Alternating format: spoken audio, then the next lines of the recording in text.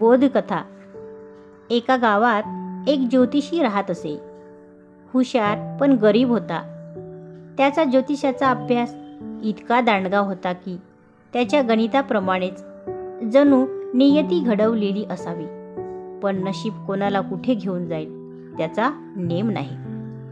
एके दिवशी त्याच्या बायकोबरोबर त्याचे जोरात भांडण झाले. बायकोने त्याला सांगितले की आज तरी खायला घेऊन या, नाहीतर घरी येऊ नका. हा बिचारा कोठे जावे, कोणाला मागावे या विचारात होता.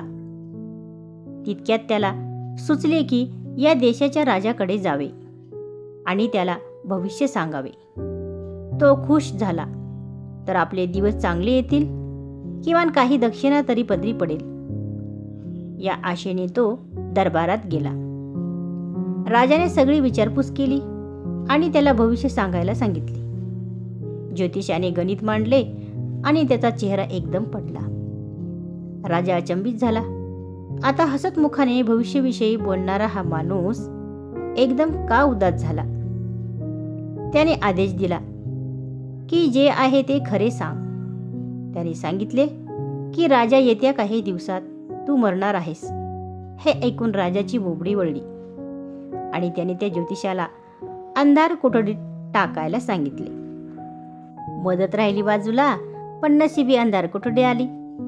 याला काही दिवस उलटले आणि एका सरदाराला यात ज्योतिषाची काही चूक नाही हे जाणवले आणि तो त्याची मदत करायला गेला. सरदाराने सांगितले की तू राजाला आता असे भविष्य सांग की तो खुश होईल. ज्योतिषी राजाच्या परवानगीने पुन्हा दरबारात गेला आणि त्याने गणित मांडले.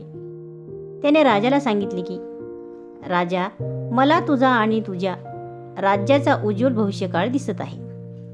येणारा नवीन राजा हा खूप दयाळू, पराक्रमी आणि प्रजेचे हित साधणारा आहे आणि लवकरच तुझा मुलगा हा नवीन राजा होणार आहे. हे आपल्या मुलाचे कौतुक ऐकून राजा खुश झाला आणि त्याने त्या ज्योतिषाचा सन्मान करून त्याला भरपूर दक्षिणा दिली. पण प्रत्यक्षात आपला मृत्यू होणार हे त्याने लक्षात घेतले नाही. तात्पर्य: शब्दांचा वापर ज्याला चांगल्या पद्धतीने करता येतो तो निश्चित यशस्वी होतो.